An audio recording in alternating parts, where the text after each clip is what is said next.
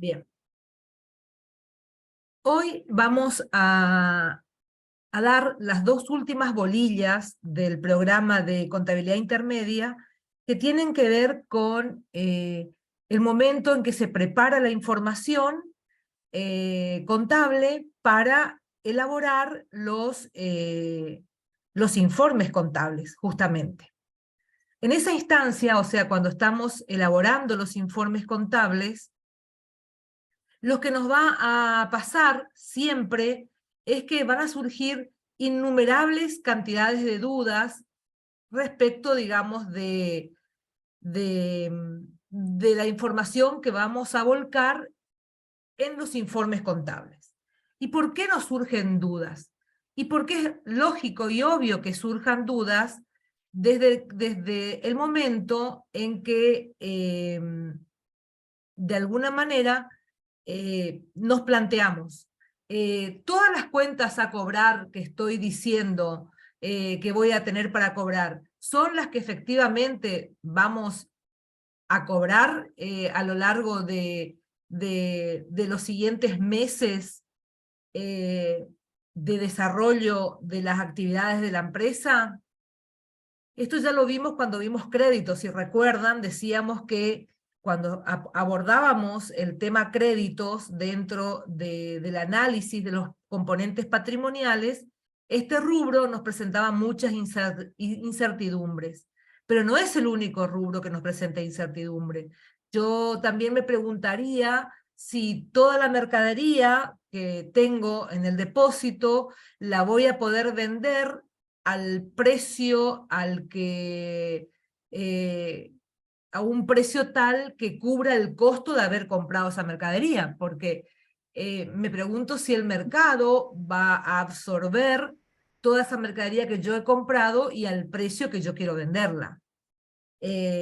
También me pregunto si mis bienes de uso durarán todo lo que yo me planteo o lo que me he planteado cuando los he adquirido, o si pasará algo en el camino que haga que estos bienes de uso pierdan su utilidad y por lo tanto dejen de ser bienes de uso para la empresa, digamos, porque ya no cumplen sus funciones para las cuales se previó su compra. Si se trata de empresas que venden con garantía, por ejemplo, electrodomésticos o ciertos rodados, me pregunto si en realidad no sucederán contingencias que hagan que tenga que asumir determinados costos de reparación o de reemplazo de los bienes que no los tenía previsto al momento de la venta. Vale decir, toda la actividad empresarial tiene sus instancias de riesgo o de incertidumbre respecto al planteo de la continuidad de los negocios, de si todo va a ir por el camino que lo hemos planificado en nuestra planificación de gestión de la empresa. Esto, desde el punto de vista contable, a veces es entendible o, digamos, atendible, pero otras veces no. Entonces, vamos a ir un poco más adentro. Tanto la incertidumbre, o sea, la posibilidad de no saber si este hecho que sucedió del presente se va a resolver y de qué manera se va a resolver, es lo que nosotros, desde el punto de vista contable, llamamos contingencia. Vale decir, un hecho que ocurre en el presente y que tiene en el futuro una resolución que es incierta. Este concepto ya lo hemos trabajado, pero lo vamos a repetir. Entonces, yo al momento de estar haciendo mi informe contable, me voy a preguntar permanentemente si la información que estoy brindando tiene algún tipo de incertidumbre. Desde el punto de vista contable, para reconocer las incertidumbres o estos hechos inciertos o estas dudas que nos atacan al momento de generar información contable, para reconocer estas incertidumbres, la contabilidad tiene algunos requisitos, que voy a abrir una pizarrita y les voy, no, esta es, no. Cancelamos esta y esta.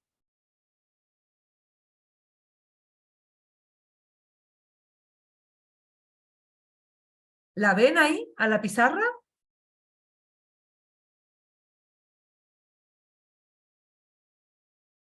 ¿Alguien que me comente? Sí, profe. Se ve, sí. Bueno, entonces, lo que decíamos es que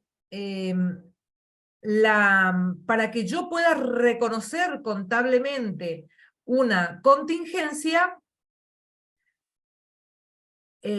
tengo que estar a la clasificación de las mismas, porque hay distintos tipos. Me la mueven a cada ratito.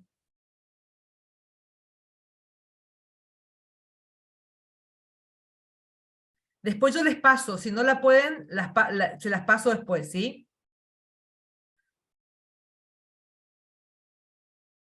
Bien. ¿La tienen ahí? Sí, profe, se ve. Bueno, entonces decimos que estas incertidumbres con las que nosotros nos enfrentamos tienen una clasificación contable. Entonces vamos a hablar de incertidumbres que es remotamente probable, o sea que no hay posibilidad cierta de que se generen, digamos, de que las posibilidades que se concreten sean muy remotas. Por ejemplo, si yo le vendo a alguien con en cuenta corriente, pero me aseguro de tener dos garantes, y esos dos garantes tienen buena reputación y tienen buenos ingresos, entonces en estos casos es muy poco probable que ese crédito resulte incobrable, porque si no me paga el cliente al que yo le vendí la mercadería, voy a ir a sus garantes a pedirle, ¿no es cierto?, que paguen la deuda de aquella persona a que ellos garantizaron. Y si no me paga uno de los garantes, iré al otro. O sea que hay probabilidades muy remotas de que ese crédito resulte a la larga, digamos, incobrable. Se dice que las probabilidades son bajas de que se dé la incobrabilidad del crédito. En cambio, hay otras posibilidades, digamos, de contingencia que son mucho más probables de que se resuelvan a lo mejor en contra de la empresa. Vamos a suponer que entre la empresa y la casa y el vecino de al lado exista un muro, ¿no es cierto?, sobre el que apoyé determinadas mercaderías. Y eso hizo que el muro ceda y se desplome hacia el lado del vecino y que le estropee el auto. Si todo eso es comprobable, que yo deposité mercaderías contra el muro, que estas mercaderías generaron sobre el muro una presión tal que hizo que se caiga y aplaste el auto del vecino, que estaba justo del otro lado, entonces las probabilidades son, o sea, las probabilidades de que la contingencia sea en contra mía son altas. Entonces, a esas contingencias le llamamos probables, porque digamos, estamos muy cerca de que se demuestre ciertamente de que hay un daño hacia un tercero generado por la empresa. Y como siempre, en todos los casos, tenemos la intermedia, digamos, ¿no? Que no es ni remota ni probable, que está en el medio y que nos genera más dudas que certidumbres. También hay otro factor a tener en cuenta cuando hablamos de contingencia, que es la posibilidad de estimar objetivamente el valor de esta contingencia. Vale decir, en el caso del muro, si yo cayó y dañó el auto del vecino, es fácil porque de alguna manera lo que está en juego es el valor del auto, sea el daño total o sea el daño parcial. Y eso es fácil de demostrar porque se manda digamos, de alguna manera a presupuestar el arreglo y tenemos una idea objetiva de cuánto saldrá arreglar el auto. Si yo tengo un crédito que es de dudoso cobro porque tengo pocas garantías y porque se viene atrasando el cliente, yo sé objetivamente cuál es la posibilidad del daño patrimonial que va a ser no cobrar el crédito. La medición objetiva del daño patrimonial de no cobrar el crédito es el monto mismo del crédito, ¿no es cierto? Esto está de alguna manera objetivamente demostrado. O demostrado no, pero sí blanqueado o fácil de determinar para alguien como los contadores, que vamos a estar siempre acostumbrados a medir patrimonios. ¿Qué pasa en cambio si la cosa es dudosa? Por ejemplo, ese muro que cayó sobre el auto del vecino no tenía nada apoyado sobre él, yo no he hecho ningún tipo de uso de ese muro, y que da la casualidad de que el vecino tiene, aparte de ladrillo sobre el techo del auto, tiene sobre la parte delantera, así tipo que lo chocó al muro, ¿no es cierto? Y se le cayó encima. Entonces, esa posibilidad de ese hecho, digamos, que tiene poco del lado de la empresa y mucho más del lado del vecino, pero que hay que periciar, vendrá alguien que haga la pericia y que demuestre que efectivamente hay ahí el vecino se equivocó y le dio al muro. Toda esa pericia hace que no se pueda evaluar objetivamente hasta que no exista, digamos, un avance sobre las pericias que demuestren qué pasó con ese muro que se cayó. Mucho más difícil es cuando el siniestro se refiere sobre daños a las personas. Si el siniestro se refiere a daños sobre las personas, tipo así, por ejemplo, que el chofer de la empresa atropelló a otro auto y generó un daño al conductor del mismo, entonces ahí es mucho más difícil de determinar objetivamente el daño, porque el daño va a depender digamos, de la persona que esté damnificada.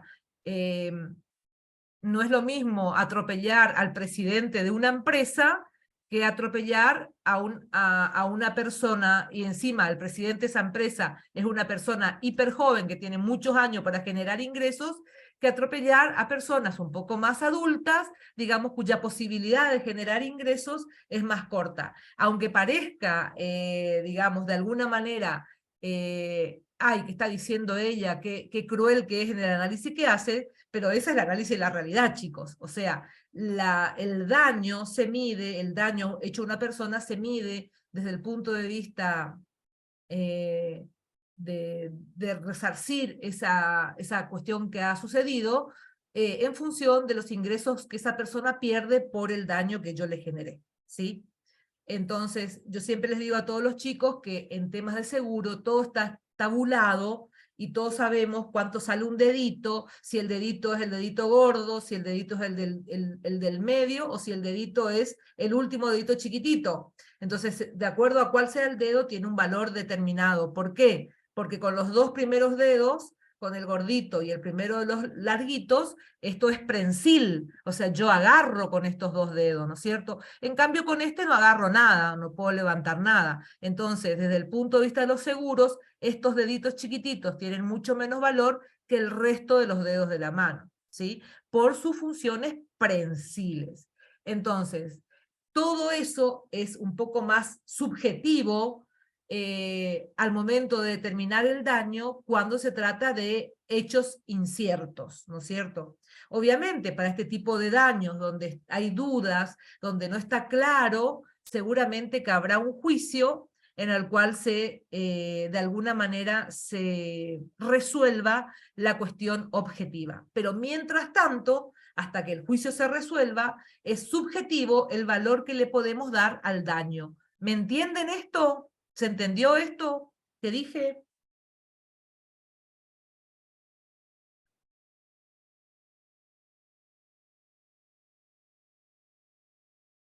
Sí, profe, Profe, se entiende. consulta. ¿Usted está compartiendo un PowerPoint o...? ¿Una pizarra? Ah, ok, ok. Después voy a compartir un PowerPoint. Ahora es la pizarrita donde le puse un textito que le escribí previo a que comencemos que compartí previo a que comencemos la clase, ¿sí? ¿Lo tienen al textito? Es simplemente la clasificación de las contingencias. Bien. Sí, ¿Y ahí te hicieron una consulta en el chat. qué dicen? Profe, o sea que una persona mayor que se accidenta, dependiendo de la gravedad del mismo, representa un costo menor que si fuese una persona más joven. Sí, señor, es así. Digamos, no suena demasiado, digamos, humanitario lo que te voy a decir, pero sí es así. ¿Por qué? Porque ¿cómo vas a medir el daño a una persona? En función porque por eso existen lesiones leves, graves o gravísimas. Las lesiones leves generalmente implican una no posibilidad de trabajar por un corto tiempo, pongámosle 3 o 4 días. Cuando superan los 5 días, las lesiones se van volviendo graves y gravísimas si el tiempo es mucho mayor. ¿Por qué eso? Porque lo que estamos midiendo es lo que él pierde de generar, o sea, los ingresos que él pierde de generar. Entonces, una lesión leve no va a ser retribuida de la misma manera que una lesión gravísima que lo pone mucho más tiempo fuera de generar ingresos, ¿no es cierto? Y luego, una persona mayor ya casi no genera ingresos, sobre todo si hablamos de una persona jubilada, por ejemplo, ¿no? Con lo cual hay ahí una menor consideración de la posibilidad de evaluar objetivamente qué representa en términos monetarios el daño que se le ha ocasionado. Por eso es que una persona joven con todas sus capacidades productivas, que está trabajando, que está generando ingresos, que es un profesional altamente calificado, entonces, obviamente, objetivamente y pensando en los ingresos que está en condiciones de generar, entonces su medición objetiva del daño va a ser mucho mayor. Es así, chicos. Igual que lo que le expliqué de los dedos valen más según las funciones que tienen, ¿sí? Los dedos que tienen funciones prensiles valen más que los dedos chiquititos que están ahí completando la mano, digamos, ¿no? Tiene su razón de ser, pero de alguna manera no funciones específicas. Sí, es así. Porque digamos, de alguna manera, ¿qué va a reclamar la persona dañada? Va a reclamar el daño que me generó el haber tenido un accidente, por ejemplo. Y ese daño que me generó se va a medir en todos los ingresos que dejé de percibir por estar en una cama, digamos, recuperándome, ¿sí? Eso es de alguna manera. Por eso yo siempre les hago la broma a ustedes de que si, por ejemplo, llegase a que Dios no lo quiera, si llegase a suceder algo a una profesora, como por ejemplo la que les habla, no solamente hay que medir los ingresos que genera ella per se, sino también todos los ingresos que generan los alumnos que ella capacita para generar ingresos. Imagínense cuántos chicos pasaron por las aulas teniendo esta profesora y que hoy están siendo contadores exitosos, licenciados exitosos y por ende obteniendo extraordinarios ingresos ¿qué pasó con mi pantalla? ¿La sacaron? ¿Mis escritos? Parece que sí, profe. Se bajó al menos, no sé. No, alguien lo borró.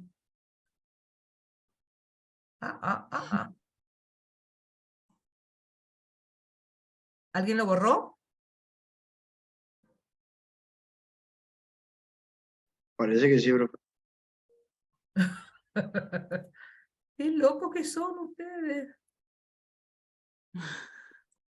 Ahí va de nuevo. Porque habilitaron están todos habilitados como editores. Entonces alguien creo que habrá tocado algo. Y bueno, yo por si quieren hacerle algún comentario o algo. Pero bueno, ahí está entonces. Ahí ya me lo pasaron de nuevo a otro lado. Bueno, voy a cerrar esto. Bien.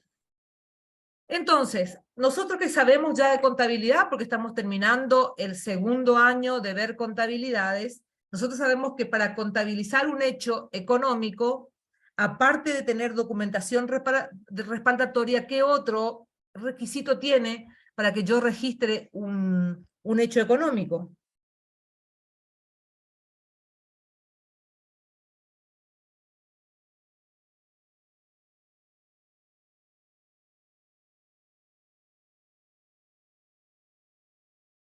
Mismo, ¿tengo que esperar mucho para que me den la respuesta Claro, muy bien, Mara.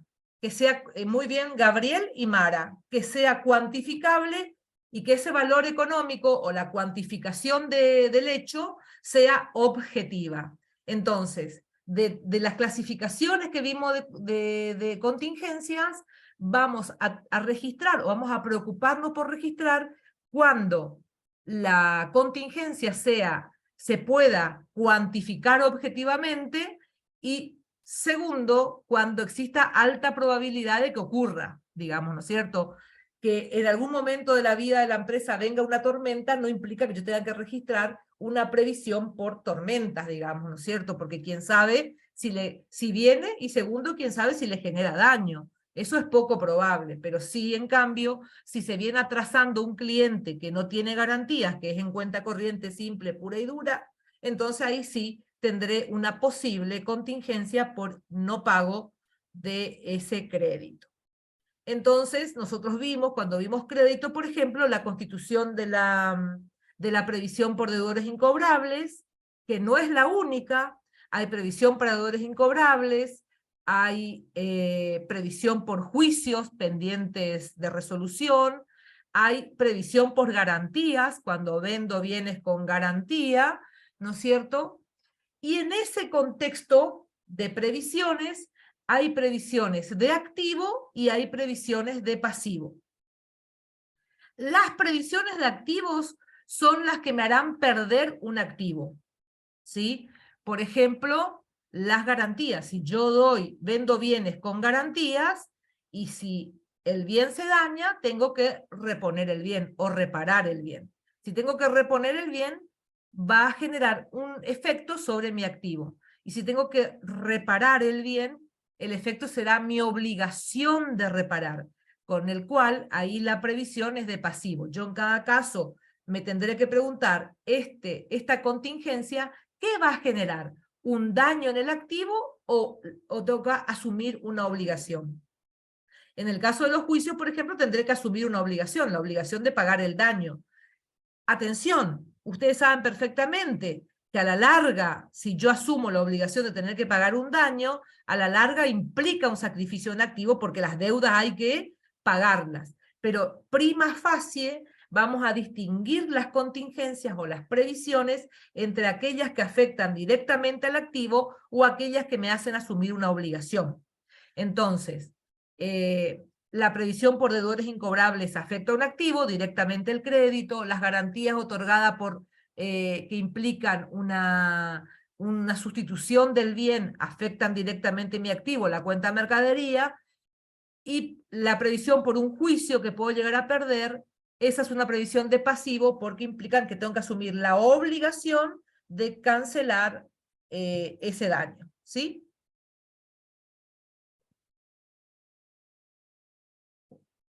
¿Hasta acá estamos?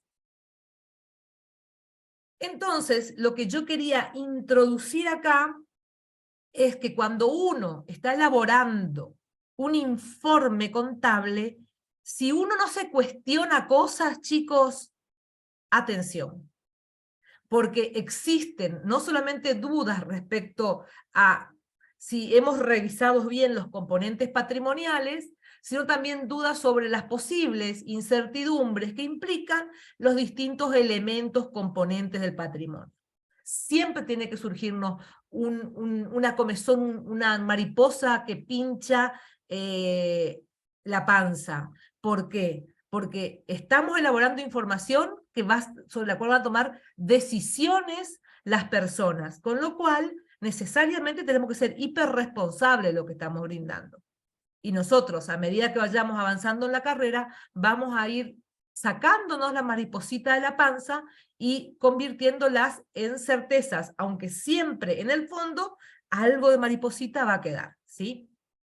Bien, entonces, ¿en qué contexto surge esto? En el contexto en que estoy cerrando mi balance, mis informes contables, para emitir información útil para la toma de decisiones. Y ahora sí voy a compartir una pantalla, voy a compartir un PDF.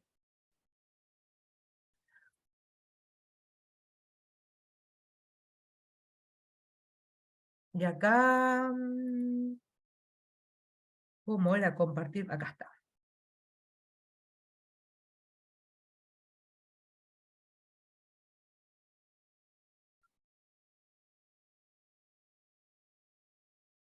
Bien.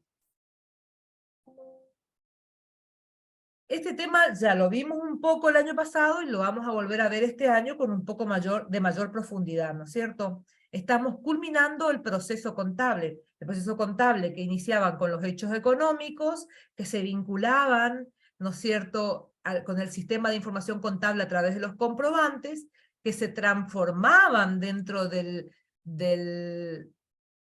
proceso de registración de las operaciones, y que como resultado final de este proceso contable teníamos los informes contables.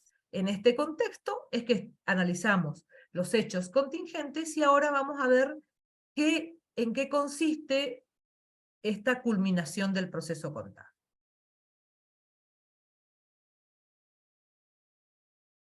Bueno, obviamente, cuando estamos terminando de elaborar la información contable, lo que vamos a hacer es un repaso sobre todo lo que hicimos, sobre todo lo que registramos, sobre los rubros del patrimonio que hemos analizado, sobre, por ejemplo, que si la cuenta mercadería en realidad representa exactamente las mercaderías que tenemos en el depósito.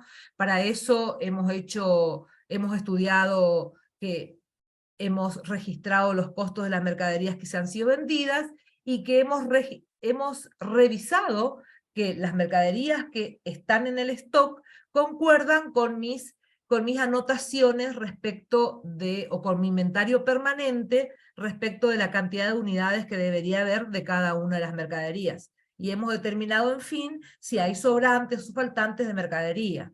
Hemos conciliado la cuenta bancaria, hemos hecho un montón de acciones sobre cada uno de los componentes del patrimonio, de tal manera en que cada uno de ellos refleje de la manera más cercana posible la realidad de la empresa.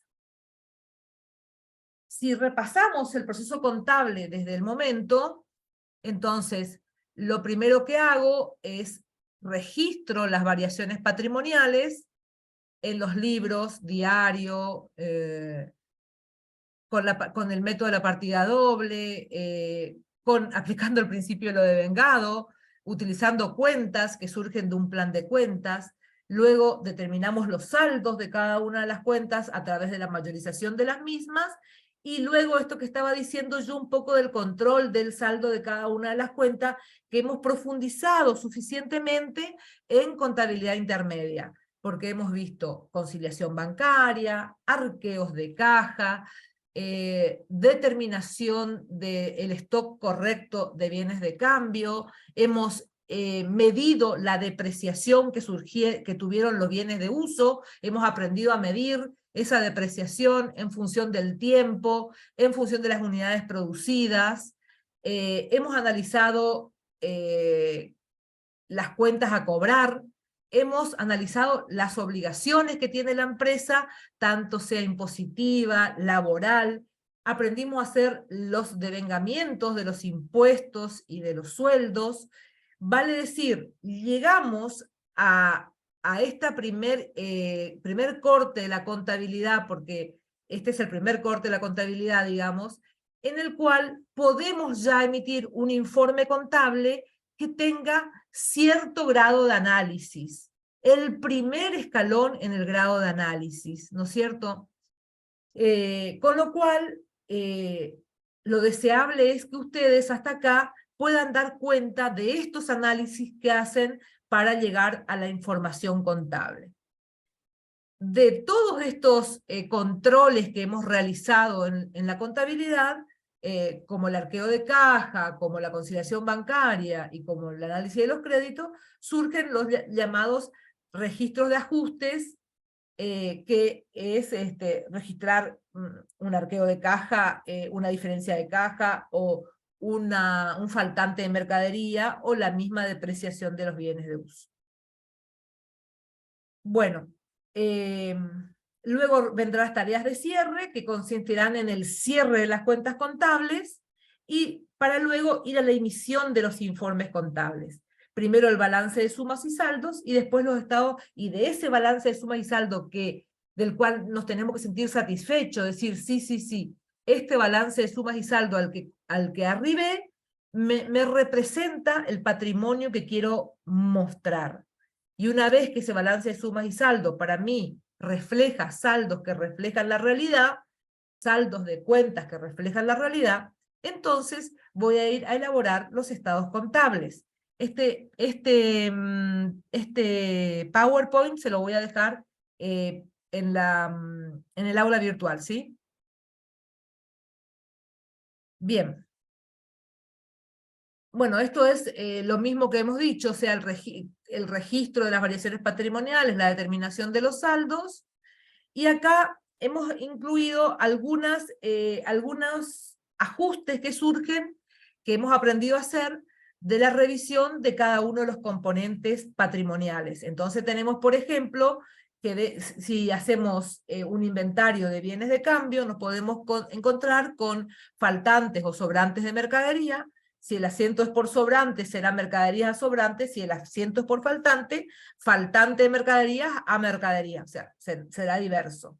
Igual pasa con la caja, que podrá tener sobrantes o faltantes, y hemos aprendido a registrar no solamente estos registros, sino otros que acerquen cada componente patrimonial a la realidad. Bueno, dentro de las tareas de cierre, la primera tarea de cierre es la refundición. Esto es al final de toda la contabilidad, la refundición de las cuentas de resultado para determinar el resultado del ejercicio. Si yo hablo de refundición de cuentas de resultado, implica que todas las cuentas de resultados tienen que quedar con saldo cero. Esto quiere decir que las cuentas que se acreditan, las cuentas de resultados que se acreditan, de resultados que se acreditan son las cuentas de resultado positivo, ¿no es cierto? Las cuentas de resultado que se acreditan, vale decir, las cuentas de resultado positivo, en este asiento de refundición las tengo que debitar. Tengo que hacer lo contrario de lo que hago permanentemente. Por eso ustedes, cuando analizan la cuenta ventas, por ejemplo, dicen que es una cuenta de resultado positivo que representa las ventas realizadas por la empresa en un periodo, que se acredita cuando se vende y se debita. Usualmente no se debita solo al final del ejercicio por la refundición de las cuentas de resultado. Ustedes cuando ponen eso se están refiriendo a este asiento, el de refundición de resultados, que implica que lo que yo hago habitualmente, que es poner acreditar la cuenta mercadería, la cuenta ventas, cuando hago la refundición, debito la cuenta ventas. ¿Para qué? Para ponerla en cero. ¿Y por qué monto debito? Por el total de los créditos que tiene dicha cuenta. Y con las cuentas de resultado negativo me pasa al revés. Las cuentas de resultado negativo usualmente se debitan. Entonces, cuando hago la refundición, para que el saldo me quede cero, las acredito. Este asiento que pusimos ahí es una muestra de un asiento de refundición. Es cortito. Verán en este asiento que aparece una cuentita que se llama resultado del ejercicio. Resultado del ejercicio, a diferencia de venta de mercadería, sobrante de mercadería, sueldo, faltante de caja, gasto de luz, la cuenta resultado del ejercicio no es una cuenta de resultado. La cuenta resultado del ejercicio, ¿de qué naturaleza es?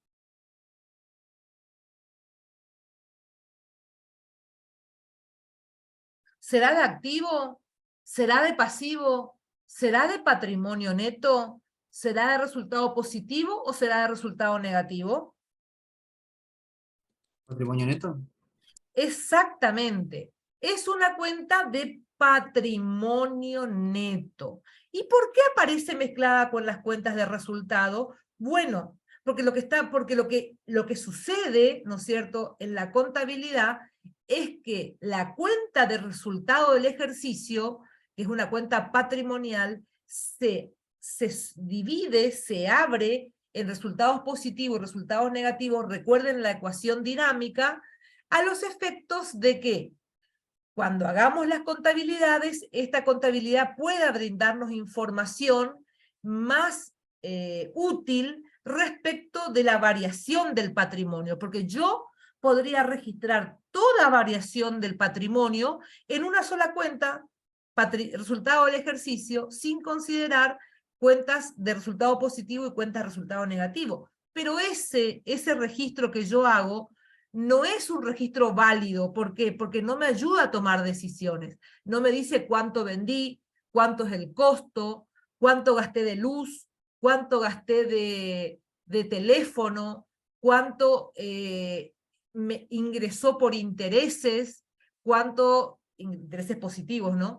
Cuánto gasté de alquileres, cuánto gasté de seguros. Por eso es que se hace la apertura de la cuenta de resultado del ejercicio en resultados positivos y resultados negativos, para que la información de ese registro contable sea más útil, me ayude a tomar mejores decisiones, ¿sí?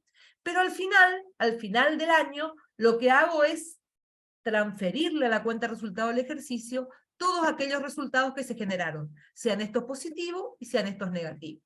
En este caso, esta cuenta de resultado del ejercicio está del lado del haber. Quiere decir que hubo más resultados positivos que resultados negativos, que el resultado del ejercicio final fue positivo. Si la cuenta de resultado del ejercicio va en el debe, en ese caso lo que me está indicando es que hubo pérdidas.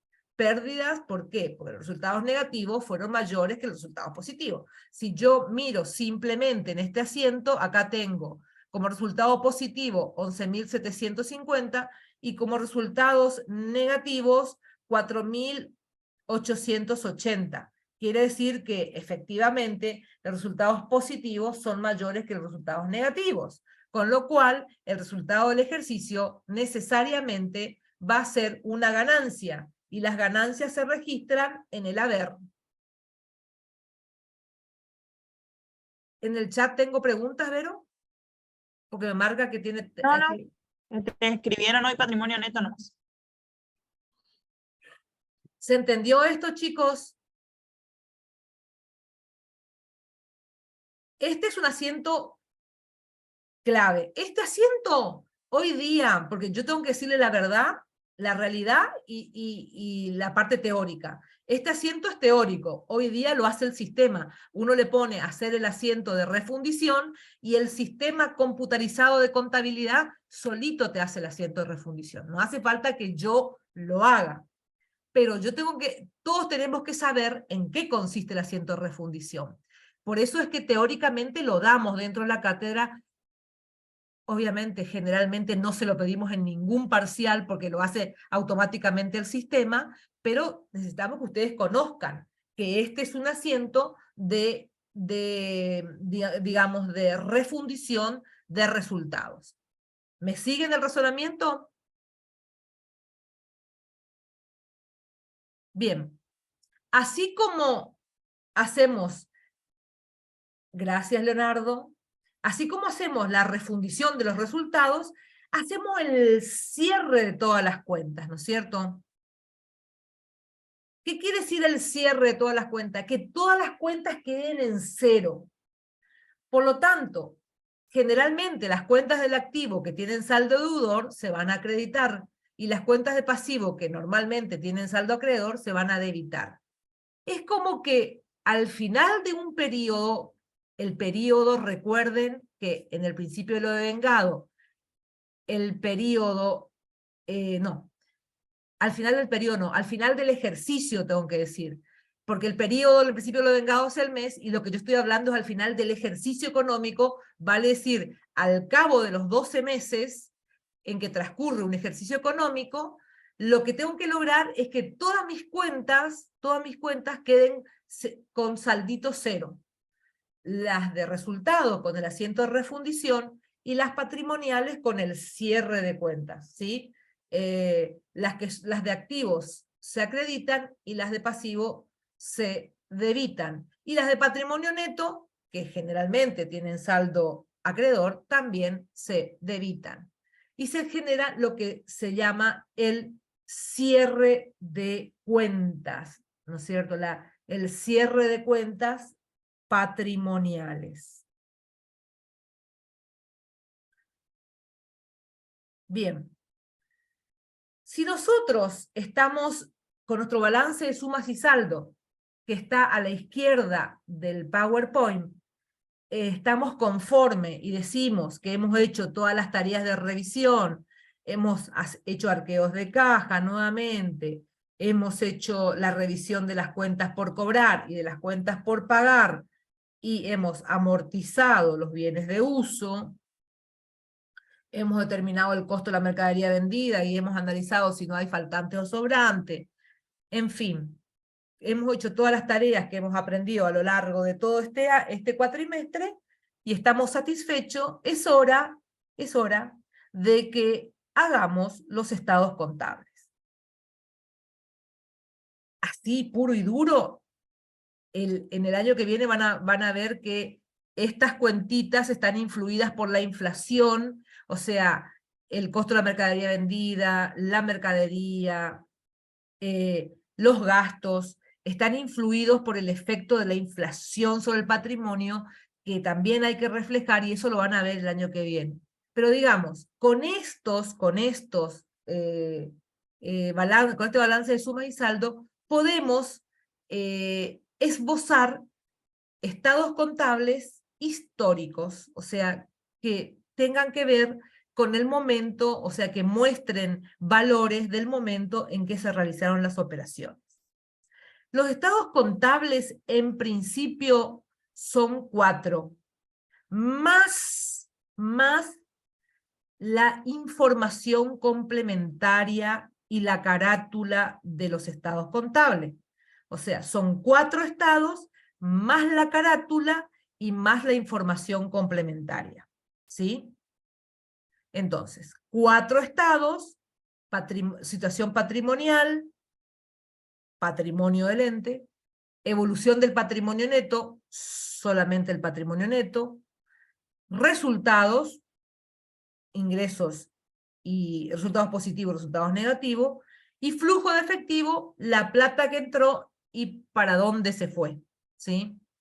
Pero aparte de estos 4 estados, tenemos la carátula del balance, que indica la denominación de la empresa, su domicilio, su año de creación, el año en que fue creada la empresa, y el año en que finaliza la vida de esa empresa, cómo se compone el capital, o sea, cuántas acciones hay en total, o cuántas cuotas partes si fuese una SRL, el quit de la empresa, y La inscripción en personas jurídicas.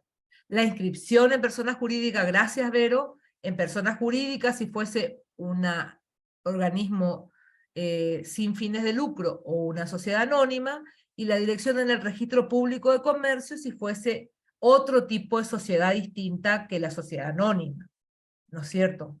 Entonces, datos que, aparte, cuando una empresa se inscribe del registro público de comercio, como en personas jurídicas, le dan un número, y eso es lo que se consignan en eso que acaba de acotar Verónica, que es la inscripción en el registro público de comercio y en la dirección de personas jurídicas. Ese numerito que le dan a la empresa, y con el cual se hacen un montón de trámites, ¿no es cierto?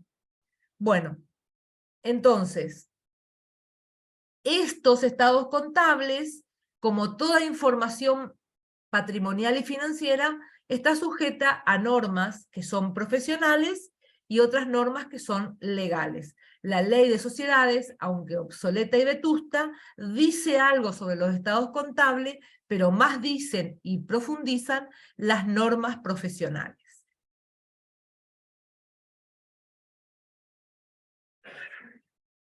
Bueno, acá lo que hacen es repetir la información que dijimos recién, ¿no es cierto? Vamos al primero de los estados, que es el estado de situación patrimonial. El estado de situación patrimonial es como si fuese una foto, chicos. Muestra el patrimonio a un momento determinado. ¿Cuál es ese momento? El cierre del ejercicio. El último día del ejercicio económico. Y es como que saca una foto y dice cuánto había en caja, cuánto había en mercadería, cuánto teníamos de créditos a cobrar, cuánto debíamos, cuánto era el patrimonio y cuántos resultados se generó hasta esa fecha. Es una foto de esa fecha. Se llama estado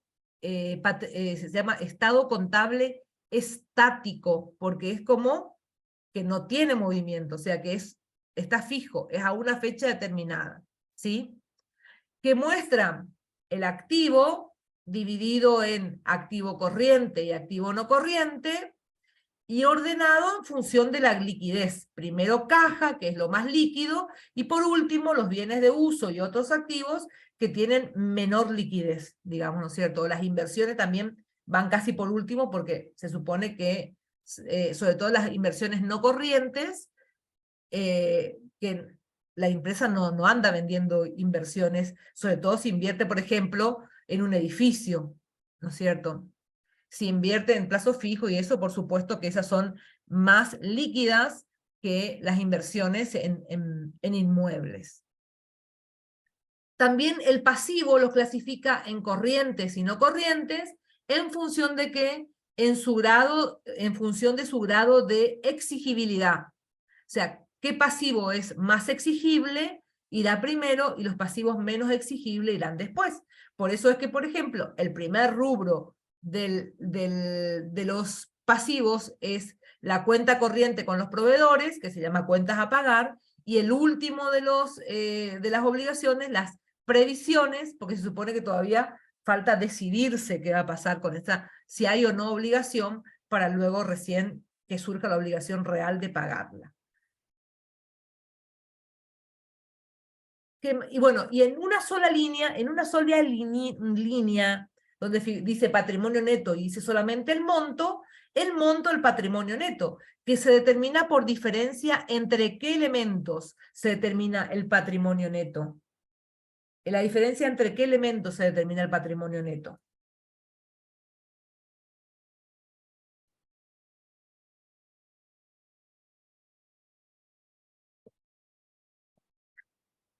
Activo menos pasivo. Muy bien, Leonardo. El patrimonio neto es la diferencia, chicos, entre el activo menos el pasivo. Esto es primer año de contabilidad. Es ecuación estática. Bueno, entonces, con estos componentes, el activo dividido en corriente y no corriente, el pasivo dividido en corriente y no corriente, y el patrimonio en una sola línea, se cierra el estado de situación patrimonial. El estado de situación patrimonial, en su parte de arriba o copete, lleva el nombre de la empresa, el ejercicio económico que estamos, o sea, cuando se cerró el ejercicio económico, y el nombre del estado, estado de situación patrimonial, ¿sí? Y si la información, se agrega que la información, porque generalmente no se pone pesos, sino que se ponen números simplemente, que la información está en pesos de curso legal, y si es histórica o es ajustada. El estado de resultado, en cambio, a ver, si yo hago un informe contable que tenga venta menos costo de venta, ese estado no es estático, porque las ventas no son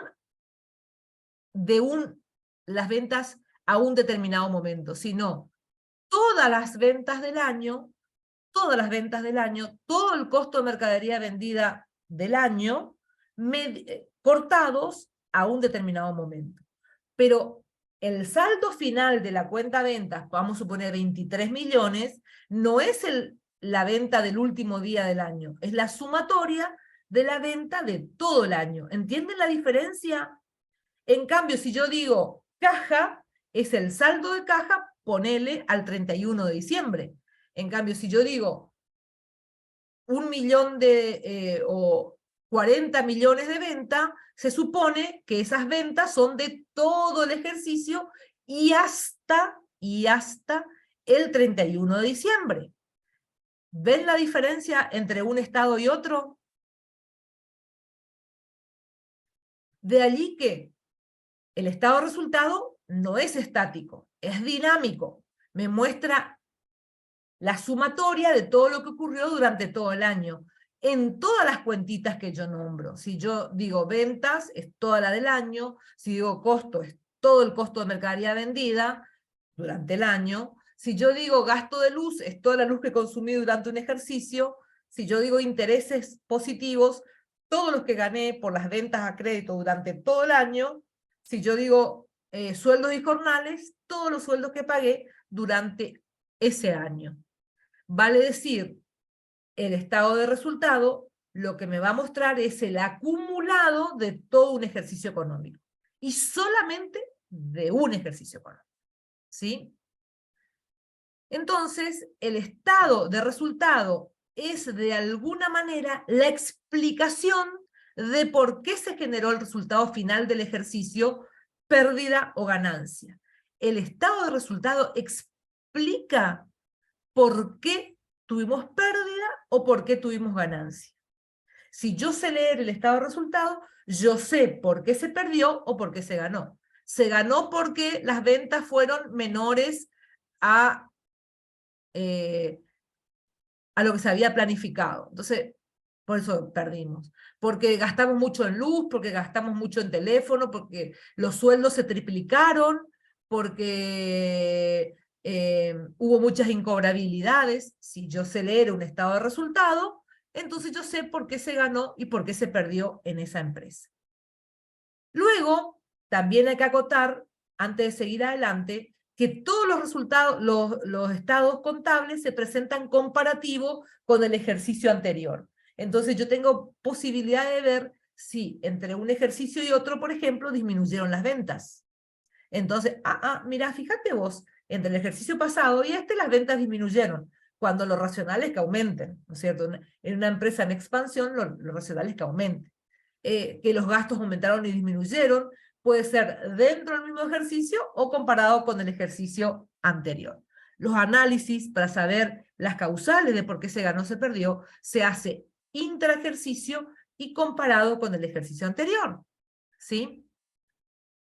El resultado final de este estado es entonces el resultado final del ejercicio, ya descontado del famoso y nunca bien ponderado impuesto a las ganancias que aprendimos en la última clase de teoría, que hablamos de él en la última clase de teoría, ¿sí? Que habíamos dicho que era el 35% de las ganancias. Bueno, las ganancias que arroja el estado de resultado ya son luego, o las ganancias o las pérdidas, son luego de considerar el impuesto a las ganancias. Se dice neto del impuesto a las ganancias. ¿Me siguen? ¿Algo que quieran que refuerce?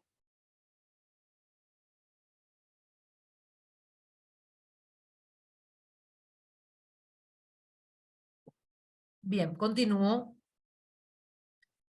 El estado de evolución del patrimonio neto. Nosotros dijimos que en una línea, en el estado de situación patrimonial, en una sola línea, decíamos cuánto es el patrimonio neto.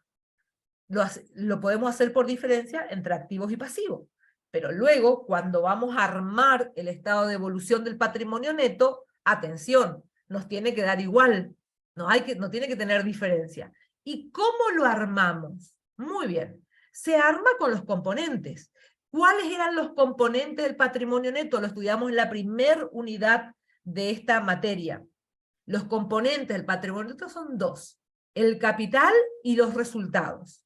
El capital, que tiene varios componentes, el capital propiamente dicho, los aportes irrevocables y los ajustes del capital, ¿no es cierto? Y las ganancias, que pueden ser ganancias reservadas o ganancias no asignadas, que son columnas separadas. Todos van en columnita. Este es un cuadro hiperdinámico, porque me va a mostrar cómo era el patrimonio al inicio del ejercicio y cómo es el patrimonio neto al cierre del ejercicio.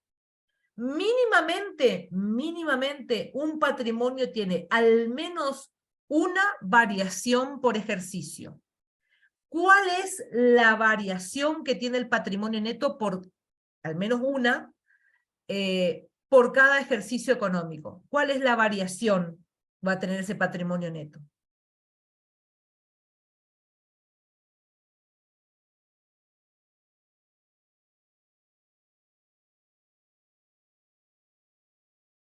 ¿Por qué varía el patrimonio neto, chicos? ¿Por qué se modifica el patrimonio neto? Si aumenta o disminuye, dice Francisco. Eso, ¿por qué aumenta y disminuye el patrimonio neto? ¿Por qué aumenta o por qué disminuye el patrimonio neto? Incorporación de bienes. Ese no es el patrimonio neto, ese es el activo, que va a disminuir por la incorporación, va a aumentar por la incorporación de bienes. ¿Por qué aumenta? Razonemos. Variaciones patrimoniales modificativas, ¿sí? ¿Por qué se modifica el patrimonio neto? Por los resultados, la incorporación de un nuevo socio. Por los resultados. La que siempre sucede, la que inevitablemente sucede todos los años, es por los resultados, chicos. Ese resultado que yo saco del informe contable que se llama estado de resultado, es la variación o la modificación que sí o sí van a tener en el patrimonio neto. La primera y la más importante variación que tiene el patrimonio neto es el resultado generado. Muy bien. El patrimonio neto en primer término aumenta o disminuye por los resultados generados en las operaciones del ente, que es un dato que surge del estado de resultados. Entonces, atención, ojo al piojo. El resultado del ejercicio, que es la variación número 1 del patrimonio neto, es un dato que salgo del estado de resultados, ¿sí? ¿Qué otras variaciones puede tener el patrimonio neto? Y ahora sí voy a lo que ustedes dijeron. Puede haber aporte de los propietarios, puede haber retiro de propietarios, y puede haber lo que ustedes hicieron en el primer parcial. Puede haber distribución de utilidades. Constitución de reservas, dividendos a cobrar, a pagar, mejor dicho, a pagar, sean estos en efectivo o en acciones. Todo eso modifica el patrimonio neto y es lo que también tenemos que registrar en el mismo. Es esto que estamos viendo acá nosotros, los estados contables, es toda una materia para ustedes en la carrera de contador público, y la ven en cuarto año.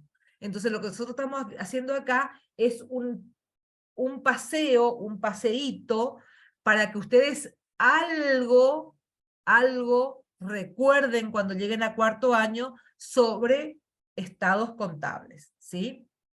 Bueno, entonces, recapitulamos. Tenemos el estado de situación patrimonial, que muestra activos, pasivos y patrimonio neto en una sola línea, activos clasificados en corrientes y no corrientes, pasivos clasificados en corrientes y no corrientes, y comparado con el ejercicio anterior. El segundo estado que hemos visto es el estado de resultado, que me indicaba las causas por las cuales hubo ganancia o pérdida.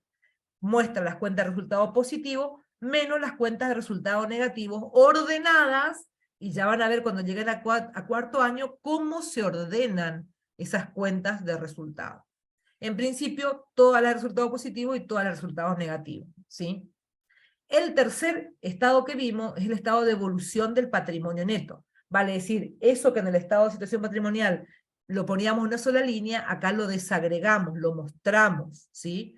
Entonces, todos sus componentes y las variaciones que tuvo ese patrimonio. Eso es lo que volcamos en el estado de evolución del patrimonio neto. Bueno, el último estado es un estado que nosotros medio que no le queremos. Los contadores no le queremos, no le queremos, no le queremos, porque en pocas palabras es como que tenemos que llevar la contabilidad por sin aplicar el principio de lo devengado para poder, ahí se me fue, no, se me fue del todo. Es como que tenemos que llevar la contabilidad sin aplicar el principio de lo devengado para hacer este estado.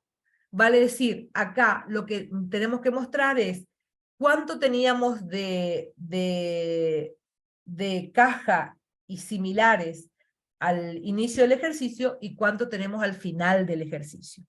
Si aumentó o no aumentó mi liquidez y por qué causas aumentó o disminuyó la liquidez de una empresa.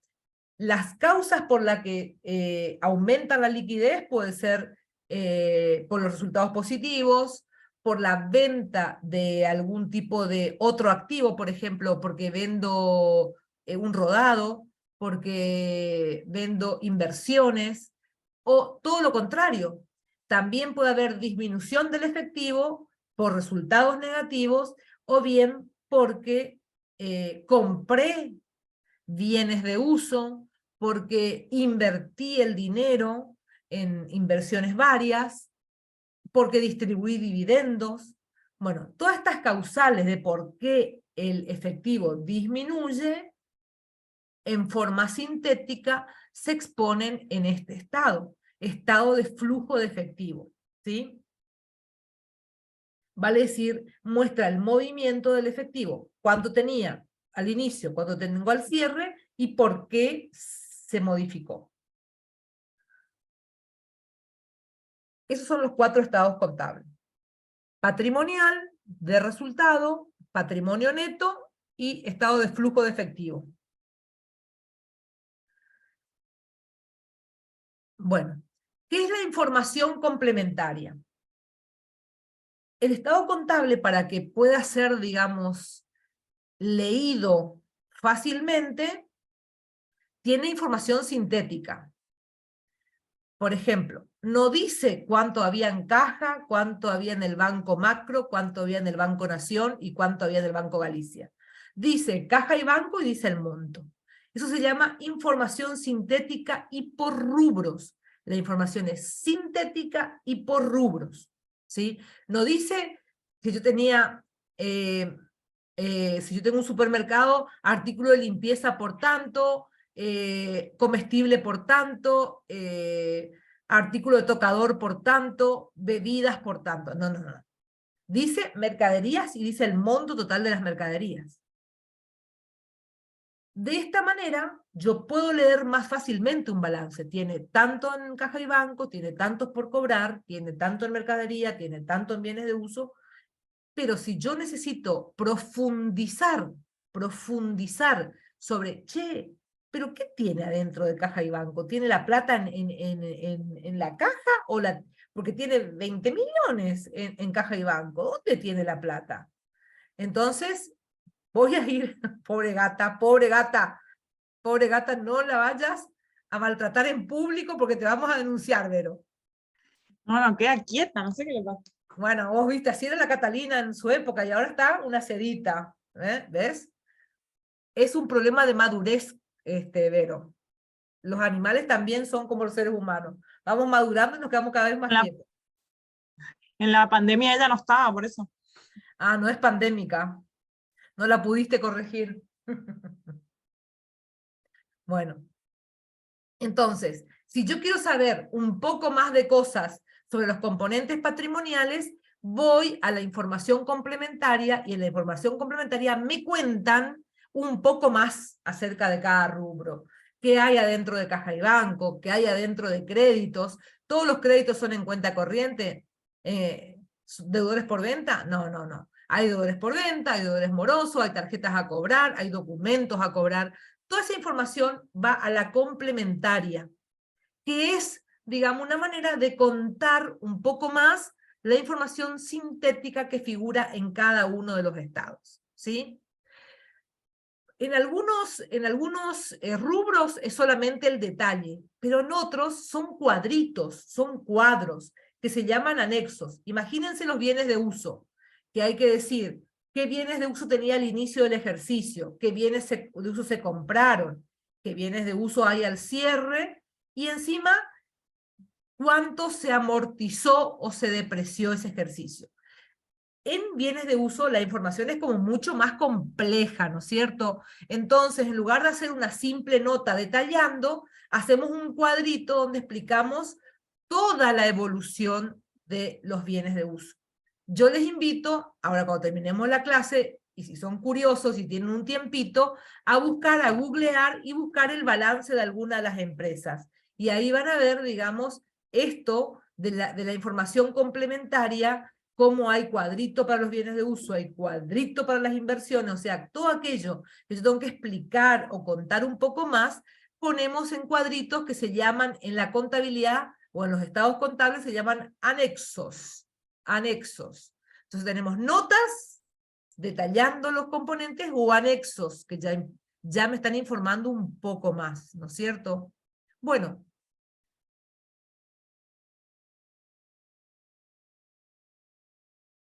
También, acá un poco lo que quisimos decir es, toda la información es meramente patrimonial, toda la información es meramente estados contables, no. También pueden existir información de gestión, en este caso, me fui. Acá se ven algún tipo de análisis sobre cuestiones de la gestión, ¿no es cierto? Como las ventas por semanas o por unidades vendidas por semanas, la distribución regional de las ventas de la empresa, vale decir, distintas informaciones que podemos acompañar a los informes contables propiamente dicho. Cuando ustedes en primer año estudiaron los segmentos de la contabilidad, sabían que había una contabilidad que era patrimonial, que se resumía en los estados contables que acabamos de repasar, y hay una contabilidad que es de gestión, que muestra otro tipo de cosas, la evolución de las ventas, el cumplimiento de los objetivos de la empresa. Bueno, en este tipo de información que es de gestión, nos habilitan la posibilidad de graficar, de mostrar, no solamente en forma numérica, sino también en forma gráfica, la evolución de la empresa, ¿sí? Por eso es que acá quisimos poner algunos ejemplos de informes de gestión que generalmente se acompañan con gráficos, digamos, ¿no es cierto? Con la parte numérica y con la parte gráfica. Bueno, de alguna manera, esto es el final de los contenidos de los capítulos finales de esta materia que habla sobre los informes contables. Podríamos decir que los estados contables en términos generales tienen su relación entre ellos, ¿sí? Por ejemplo, el estado de situación patrimonial se relaciona directamente con el estado de evolución del patrimonio neto, porque en el estado de situación patrimonial, en una sola línea, está el patrimonio neto, pero luego hacemos todo un estado contable sobre el patrimonio neto. O sea, la primera relación que encontramos es el estado de situación patrimonial con el estado de evolución del patrimonio neto. ¿Sí? Entonces, la primera relación que encontramos, estado de situación patrimonial con estado de evolución del patrimonio neto.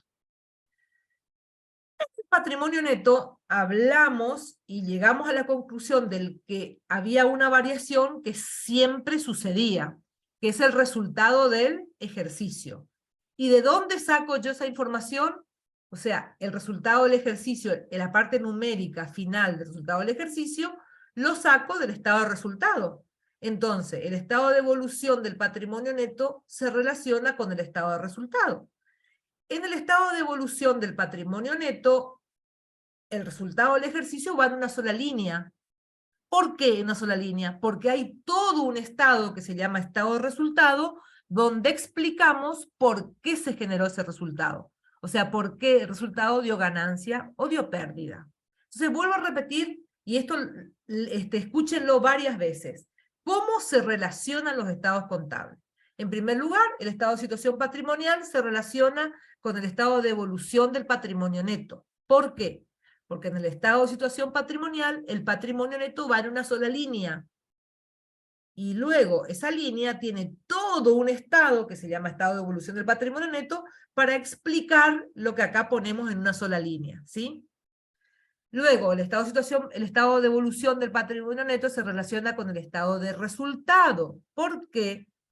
Porque en el estado de evolución, en una sola línea, ponemos el resultado del ejercicio, que es la variación que nunca falta en el patrimonio neto. ¿Por qué ponemos una sola línea? Porque luego tenemos todo un estado para explicar por qué se generó el resultado. Ese estado que tenemos para explicar por qué se generó el resultado se llama estado de resultado. Entonces ahí tenemos la relación entre los tres estados contables principales, ¿sí? Luego, el estado de flujo de efectivo se vuelve a relacionar con el estado de situación patrimonial, porque ¿a qué se refiere el estado de flujo de efectivo? A lo que le pasó a la caja, ¿sí? A la disponibilidad de la empresa, no solamente a la caja, a la disponibilidad de la empresa, a la caja y a los bancos. ¿Por qué se modificaron? Es lo que se explica ahí en el estado de flujo de efectivo. Bien, con esta relación entre estados, de alguna manera estamos cerrando la información contable que se brinda. Obviamente que, y volviendo a aquello que ustedes estudiaron cuando en primer año estudiaron los segmentos de la contabilidad, estudiaron la contabilidad patrimonial, que digamos que se resume en los informes contables llamados estados contables, estudiaron la información gerencial, que se resume en los informes de gerencia, como por ejemplo, evolución de las ventas. A ver si tengo acá alguno para mostrarles eso. Un poco más de los informes gerenciales, digamos, ¿no? No, no tengo. No, no lo tengo. También vimos otros segmentos de la contabilidad, que la contabilidad socioambiental. La contabilidad socioambiental, o la contabilidad, digamos, en desarrollo que tenemos en nuestra disciplina, es una contabilidad que va a brindar información cual y cuantitativa. O sea, habrá información cuantitativa respecto de medir los recursos, el sostenimiento de los recursos, el mantenimiento de los recursos y las acciones para mantener esos recursos, pero también hay información cualitativa, que va a mostrar acciones desarrolladas en virtud de ese sostenimiento de los recursos que cada empresa, con su responsabilidad social, los va a llevar adelante.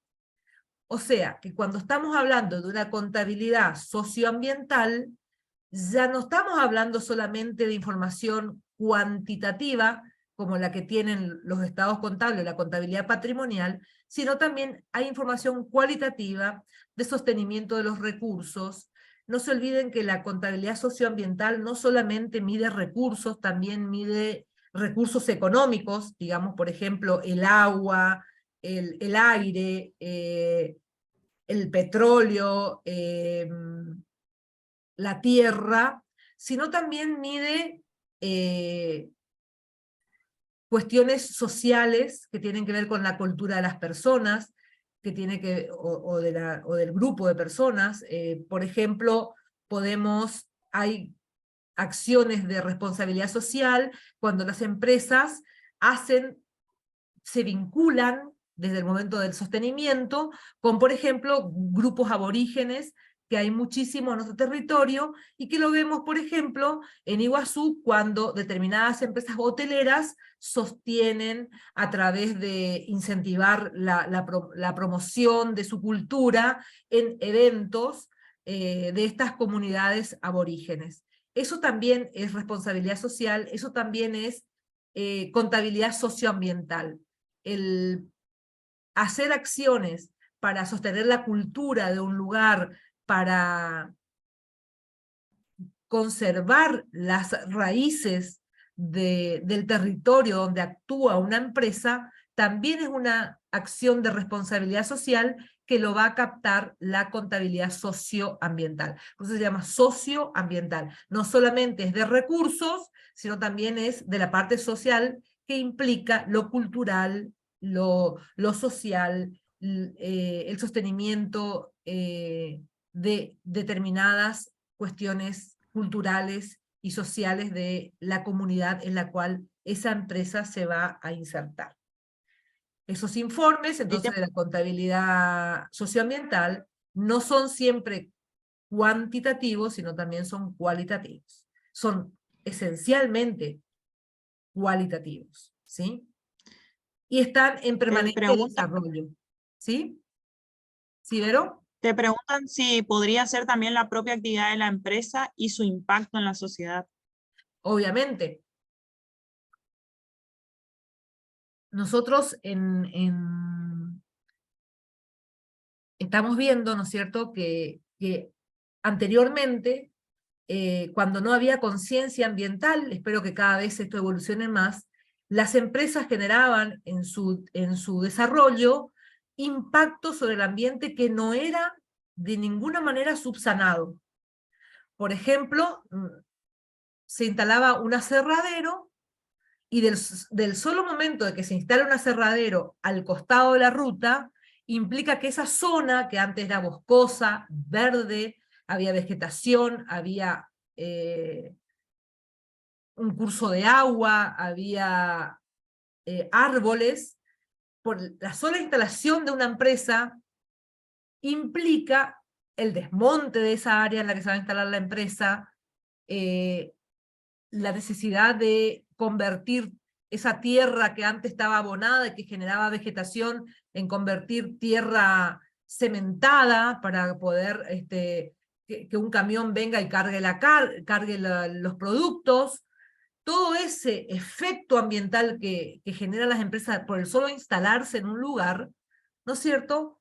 Lo ideal es que sea subsanado, más aún cuando esas empresas generan desperdicio y esos desperdicios van al medio ambiente a través de quema, que contaminan el aire, a través de tirada a los ríos, que contaminan los ríos, y que esa desforestación propia de instalarse una empresa al costado de la ruta para generar ya sea un aserradero, una producción, que también de alguna manera sea subsanado, mediante el mantenimiento de espacios verdes dentro de la misma empresa, en la medida de lo posible, para de alguna manera minimizar todo ese desmonte que hace una empresa cuando se instale. Pero no vayamos solamente a las empresas, vayamos simplemente a pensar en lo que es que el hombre se instale en un determinado lugar. Pensemos en la cantidad de barrios que se han creado en nuestros lugares donde habitamos. Y nos vamos a dar cuenta de que donde hoy hay casas, barrios, personas, autos que circulan, asfalto en las calles, empedrado en las calles, antes esa zona era tierra, era monte, o sea, era vegetación, no sé si monte exactamente, pero mucha vegetación, mucha cosa verde que crecía, y de repente todo eso se saca para poner una casa que tiene patio de baldosa, embaldosado, que tiene garage para los autos, que tiene asfalto en la vereda, y que el verde que antes existía en esos terrenos, por supuesto que va disminuyendo, ¿sí? No solamente que disminuye la vegetación propia de la zona, sino que a veces ni siquiera los habitantes se ocupan de que haya verde dentro de sus posibilidades de plantar para oxigenar el aire. Entonces, lo vemos en las ciudades, lo vemos en los pueblos y lo vemos en los barrios. ¿sí? En todos los lugares. O sea, el efecto del hombre sobre el terreno, ya sea para su vivienda, como para su comercio, para su industria, implica necesariamente un efecto sobre el medio ambiente que hay que repararlo.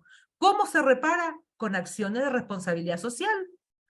Vale decir, plantando, incentivando, haciendo conciencia del uso racional de los elementos naturales. O sea, tenemos que cuidar el medio ambiente. No da que en el fondo de la casa quememos basura. Eso no es sano para nadie. Yo cuando me cambié a este barrio, yo venía a un barrio más céntrico, me cambié a un barrio un poco más alejado, más tranquilo, y todo el mundo quemaba, chicos. Entonces llegaba la tarde y era irrespirable, no se podía salir a tomar un matecito en el patio porque todo el mundo quemaba. Hasta que en el barrio, con la comisión vecinal, nos pusimos en decir que no pueden quemar, que no a la quema, y vamos y denunciamos, y denunciamos, y denunciamos, y logramos que en el término de 5 años se elimine la quema dentro de la vivienda. Eso es responsabilidad. Todos tenemos que ser responsables, y ni hablar las empresas, porque si nosotros producimos efectos sobre el medio ambiente, siendo pequeños grupos humanos, una familia, imagínense las empresas que se instalan fuera del pueblo, por lo tanto, deforestan, sacan la vegetación habitual del lugar, hacen lugar para que los autos se estacionen, o sea, las playas de estacionamiento. Y fíjense el campus nomás. El campus, la playa de estacionamiento que tenemos, las 2 playas inmensas que tenemos, son de asfalto. Con lo cual, olvídate, eso dejó de ser verde. Y si encima el campus no tiene responsabilidad de plantar, de poner plantas en los espacios donde sí se puede, entonces la responsabilidad social desaparece definitivamente. Gracias a Dios, desde hace muchísimo tiempo, desde que nos instalamos en el campus, una de las cosas que siempre insistimos, todos, la comunidad educativa en general, es que tengamos arbolado el campus y tengamos lleno de flores y de plantas que sean, que digamos que nos den una acogida especial para sentirnos saludables, que estamos respirando aire sano en ese lugarcito que nos toca ir todos los días a estudiar, a trabajar, en fin, a desarrollar nuestras actividades. Bueno, eso multiplíquenlo por el crecimiento habitual en el planeta. Cada vez los espacios verdes van disminuyendo. Entonces, toda la necesidad que tenemos de fortalecer esa huella que dejamos cuando instalamos una actividad productiva, tiene que ver con las acciones de responsabilidad de cada una de las empresas. Eso es lo que va a figurar luego en el balance social de esa empresa. A ver, está bien, te instalaste, deforestaste, sacaste plantas nativas. ¿Qué hiciste para reparar el daño? No es solamente, digamos, que yo haga charlas comunitarias para enseñarle a la gente lo que es responsabilidad social. Empecemos por lo que hace cada una de las empresas para desde una solucionar esa huella que dejó al instalarse productivamente en un determinado lugar. ¿Se entiende esto? Esos informes contables, que no son contables exactamente, esos informes de la contabilidad socioambiental son los que van a tener una parte cuantitativa, pero mucho de cualitativo, ¿sí? Que están en permanente desarrollo. Sí. Te preguntan si las certificaciones de los productos también forman una parte de la acción responsable social. Sí, señor. Todo lo que sea etiquetado de productos es un avance respecto de la responsabilidad social de las empresas productoras de alimentos, sobre todo. Porque creo que me estás hablando de eso, de los alimentos, ¿no es cierto? Bueno, todo el etiquetado que tenemos hoy día, que hay que respetar y solicitar, y digamos, tenemos que tender a comprar productos que tengan el etiquetado, que nos enseñe qué es lo que estamos comiendo. Bueno, eso es parte de la responsabilidad social en todas las empresas de producción de alimentos. Está muy bien eso. Es una acción de responsabilidad social. Informar al consumidor qué es lo que está por consumir justamente, ¿no? Sí, de por sí es una acción que no tiene que quedarse ahí, por supuesto. Vuelvo a repetir, ¿no es cierto? porque las huellas que van dejando las empresas cuando se instalan tienen que ser reparadas, o por lo menos tienen que tener un plan de reparación a futuro. ¿Hay alguna otra cosa que...? Lo que le decía es que es una parte de la contabilidad que se está desarrollando. De por sí, nosotros en el departamento de contabilidad escribimos bastante sobre contabilidad socioambiental.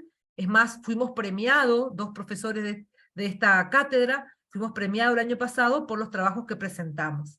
No 2 profesores, 2 grupos de profesores. Unos de contabilidad, todos los profesores de contabilidad básica. Así que bueno, nosotros nos importa mucho escribir sobre contabilidad socioambiental para crear de alguna manera conciencia también, ¿no? Bueno,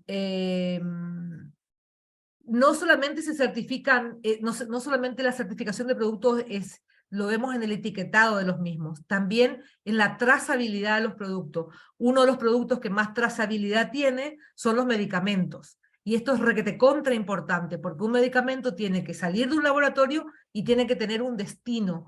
Esto en Argentina todavía no es tan estricto. En Estados Unidos, el producto está trazado de tal manera que al poco tiempo de ser producido, se sabe quién lo consumió.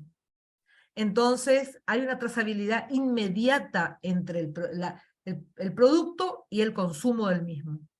Esto en Europa y en Estados Unidos es muy seguido, porque ustedes saben que, salvo en Argentina, el resto del mundo tiene un control muy exhaustivo de la medicación, ¿sí? A tal punto que no te venden una caja de 30, te venden la cantidad de pastillas que tenés que tomar para solucionar un determinado problema.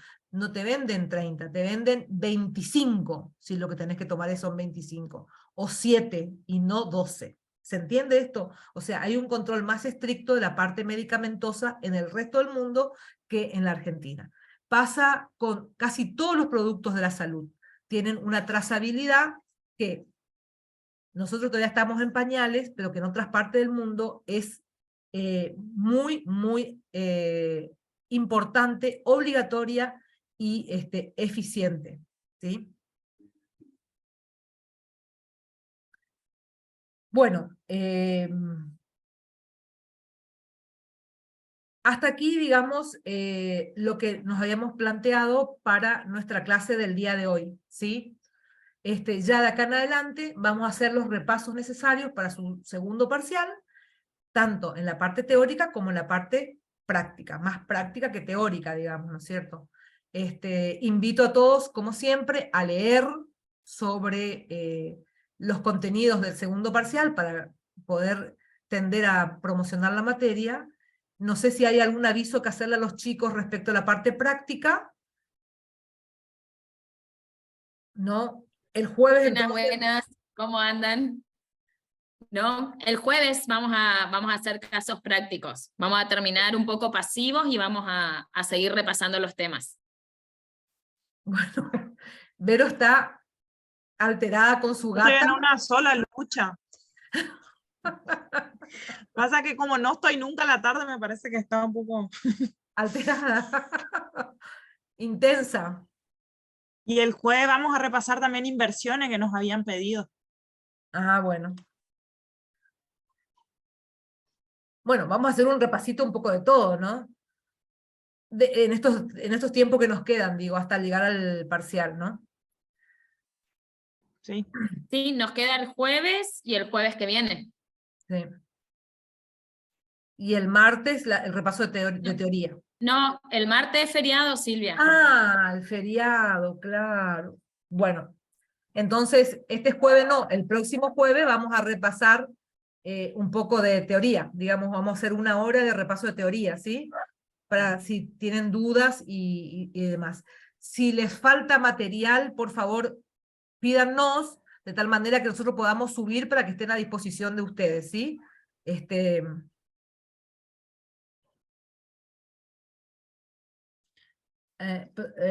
Después, profe, cuando termine el cursado, no se olvide de subir la mejor comisión. ¿Y dónde subo? Vamos a comunicarle al resto de las comisiones. Esta es la comisión de los de BEST. Claro. Bueno, pero le falta esmerarse un poquitito, ¿eh? Vamos a ver en el segundo parcial a ver si podemos subir. Vamos, chicos, vamos a ponernos las pilas para hacer la mejor comisión, ¿eh? Hay que dejar la vara siempre bien alta. Uno tiene que esforzarse porque la vara quede alta, alta.